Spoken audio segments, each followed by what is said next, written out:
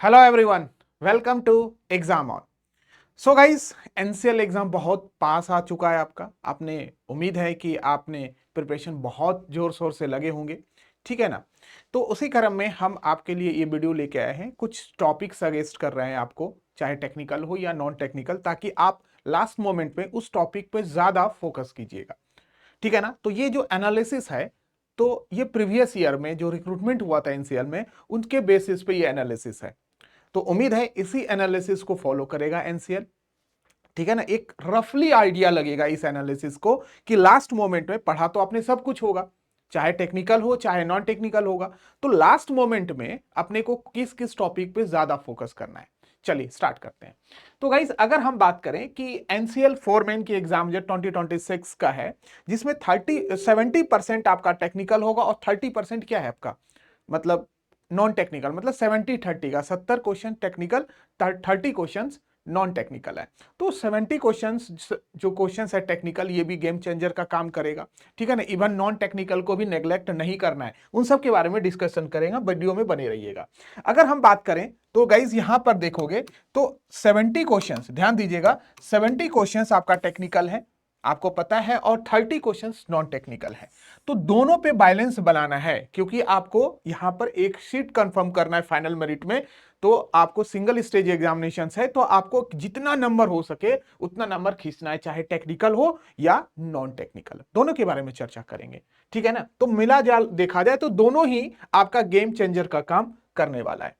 तो that is what हम बात करेंगे। तो 70% डिसाइड, क्योंकि ये टेक्निकल है एक्चुअली, ठीक है ना। 30% की बात करेंगे नॉन टेक्निकल का। अब बात ये होती है कि सर, अगर हम एनालिसिस प्रीवियस ईयर की करेंगे तो वहां पर हमने देखा कि किस टॉपिक से और किस सब्जेक्ट के किस टॉपिक से क्वेश्चंस ज्यादा पूछे जाते हैं और नंबर ऑफ क्वेश्चंस कितना है, इससे एक रफली आइडिया लगेगा अपने को। अगर हम बात करें तो सबसे ज्यादा जो वेटेज वाला सब्जेक्ट था, तो ये 3 सब्जेक्ट पाए गए। वो था आपका manufacturing, production engineering, thermodynamics and fluid mechanics, ठीक है ना। अगर मैं बात करूं मैन्युफैक्चरिंग, जिसको प्रोडक्शन बोलते हो, उसमें लैथ इंपॉर्टेंट है, लैथ से क्वेश्चंस थे, मिलिंग से क्वेश्चंस था, ग्राइंडिंग से क्वेश्चंस थे एंड ड्रिलिंग से क्वेश्चंस था। तो ऐसी संभावनाएं जताई जाएगी कि ऐसा ही क्वेश्चंस इस टॉपिक्स पे, अगर आप प्रिपेयर तो आपने सब किया होगा, बट इस टॉपिक को थोड़ा ज्यादा देख के जाइएगा, ठीक है ना। तो यहां से तकरीबन तकरीबन 14 क्वेश्चंस के लमसम में क्वेश्चंस था, ठीक है ना।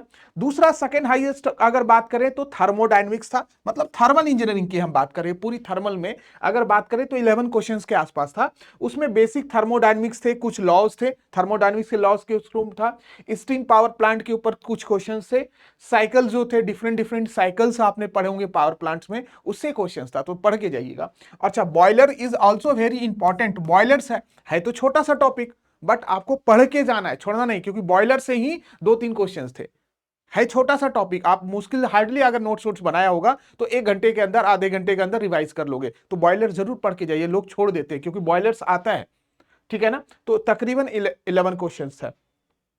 फ्लूइड मैकेनिक्स अगेन फ्लो से था, ठीक है ना। यहां से पंप से क्वेश्चन, पंप और कंप्रेसर इज वेरी इंपॉर्टेंट, मतलब हाइड्रोलिक मशीन से क्वेश्चंस थे। Fluid mechanics plus hydraulic machine, तो आपका पंप और कंप्रेसर आपको पढ़ के जाना है, ठीक है। चलिए, तो ये आपका हाईली वेटेज सब्जेक्ट है। नेक्स्ट अगर हम बात करें तो आईसी इंजन से क्वेश्चन था, तकरीबन 8 क्वेश्चंस तो ऐसे थे। लेकिन अगर हम बात करें माय डियर, तो यहां पर साइकिल, अगर मैं साइकिल की बात करूं तो डिफरेंट जो साइकिल, ऑटो साइकिल, ये ठीक है ना, ऑटो साइकिल है, डीजल साइकिल है, इन साइकिल से एफिशिएंसी, कूलिंग कर्व क्या है, नॉकिंग, इन सब से क्वेश्चंस बने हुए थे। यहां से तकरीबन तकरीबन अगर आप क्वेश्चंस देखोगे, साइकिल वगैरह ऐड कर दिया तो 8 + 1 9 क्वेश्चंस के लमसम देखे गए थे। IC engine, IC engine also very important subject. तो यहां पर साइकिल से क्वेश्चंस थे, कूलिंग से था, ठीक है ना, और नॉकिंग टेंडेंसी जो होता है एसआई और सीआई इंजन में, इन सब के बारे में पढ़ के जाइएगा। ये टॉपिक से क्वेश्चन 8 + 9 क्वेश्चंस के आसपास में देखे गए हैं। Theory of machine is highly important, जिसमें आपका फ्लाईव्हील है, फ्लाईव्हील से क्वेश्चंस देखे गए, कैम देखा गया, गवर्नर से देखा गया, और एक टॉपिक है that is what, simple mechanism, जो ये भी इंपॉर्टेंट था। ये ऑल इंपॉर्टेंट, तो अभी मैं बता रहा हूं दैट इज व्हाट, ये इंपॉर्टेंट, सिंपल मैकेनिज्म से क्वेश्चंस थे, ठीक है ना। यहां से अगर आप देखोगे तो यहां से तकरीबन 7, मतलब 2 क्वेश्चन सिंपल मैकेनिज्म से पूछा था, तो 9 क्वेश्चंस के लमसम देखे गए हैं, 9 क्वेश्चंस, ठीक है। तो अगर हम बात करें तो माय डियर, तो स्ट्रेंथ ऑफ मटेरियल, अगर मैं बात करूं कि स्ट्रेंथ ऑफ मटेरियल और इंजीनियरिंग मैकेनिक्स, ध्यान से रखिएगा, इंजीनियरिंग मैकेनिक्स दोनों को क्लब कर लेते हैं हम, इंजीनियरिंग मैकेनिक्स, इनसे क्वेश्चंस दोनों से कंबाइंड बनाया गया। तो इंजीनियरिंग मैकेनिक्स जैसे ही ऐड हुआ तो ये हो गया, अगेन ये 3 क्वेश्चंस यहां से बढ़ गए थे, तो 6 + 3 मतलब 9 क्वेश्चंस यहां से पूछा गया। तो इंजीनियरिंग क्वेश्चन मैकेनिक्स से भी 3 क्वेश्चंस देखे गए। ऑल्दो लगता है लोगों को कि एक्चुअली वो स्ट्रेंथ ऑफ मटेरियल का है, बट इंजीनियरिंग मैकेनिक्स के क्वेश्चंस थे।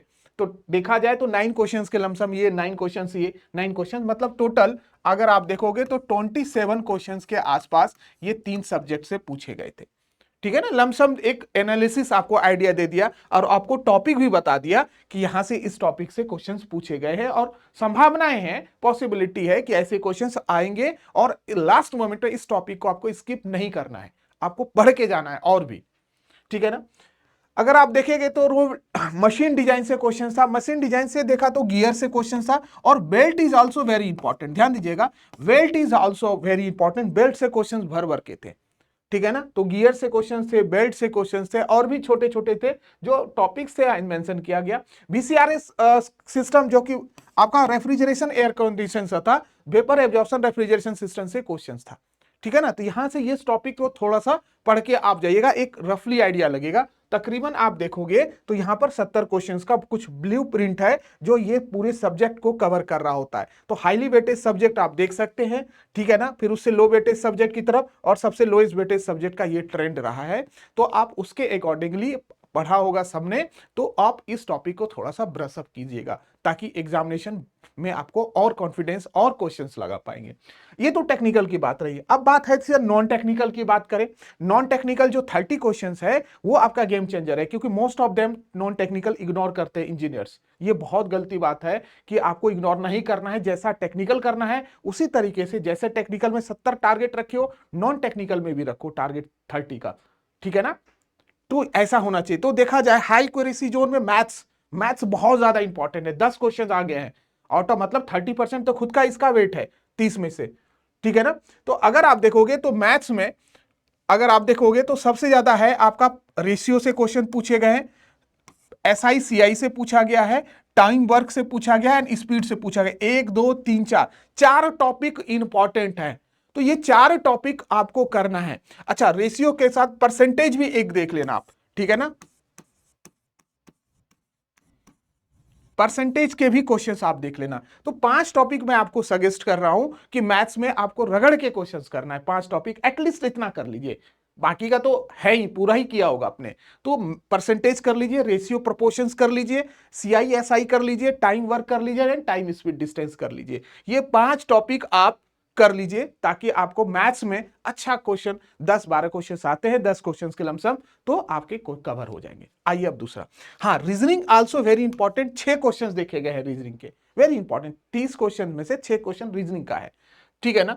तो अगर आप देखोगे तो यहां पर दैट इज व्हाट, इसमें सीटिंग अरेंजमेंट के क्वेश्चन देख लीजिएगा, थोड़ा सा कोडिंग डिकोडिंग देख ले, एनालॉजी देख लीजिएगा। ठीक है ना। ये टॉपिक्स है रीजनिंग का। ऑल्दो रीजनिंग इजी होता है बट आपको प्रैक्टिस करना हो तो ये टॉपिक देख लीजिएगा।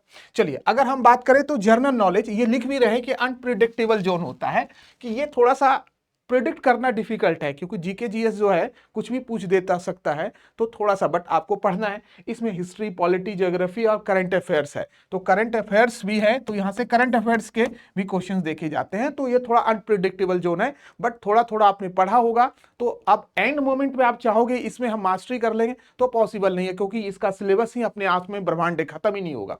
ठीक है ना। तो आपने जितना पढ़ा है बस उतना ही देख लो आगे चीजें, क्योंकि प्रिडिक्ट नहीं कर सकता कितना आएगा आपको, कितना नहीं आएगा, कुछ भी पूछ सकता है करंट अफेयर में। तो थोड़ा, लेकिन करंट अफेयर चल रहा होता है अपने चैनल पे, आप देख सकते हैं। थोड़ा आपने पढ़ा होगा क्लासरूम में, थोड़ा ब्रशअप करना है, ज्यादा स्ट्रेस नहीं लेना है। ठीक है ना। चलिए, अगर हम इंग्लिश करेंगे तो इंग्लिश में आपका 6 नंबर का इंग्लिश है। तो ग्रामर्स का पोर्शन पूछा गया एंड वोकैब से पूछा गया है। ग्रामर्स में स्पॉटिंग एरर सब पूछे गए होंगे, ठीक है ना, पार्ट ऑफ स्पीच के पूछे होंगे, एक्टिव पैसिव जो भी है, आर्टिकल से क्वेश्चंस होंगे। तो यहां से ग्रामर पोर्शन एटलीस्ट कर सकते हो आप। वोकैब तो थोड़ा रिस्की है क्योंकि वर्ड आपको आता है देन गो फॉर इट, नहीं आता तो आपको छोड़ना पड़ेगा।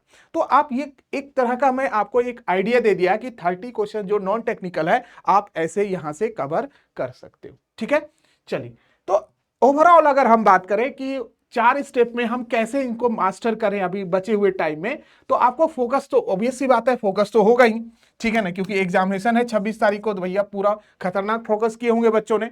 फिर रिवाइज करना है, ध्यान देना, फोकस के बाद लगातार रिवीजन करना है, आपको नोट्स वोट्स बनाए होंगे, रिवीजन करना है। और अभी जो मैंने टॉपिक टेक्निकल नॉन टेक्निकल में बताया उस टॉपिक पे ज्यादा फोकस कीजिए, ठीक है ना।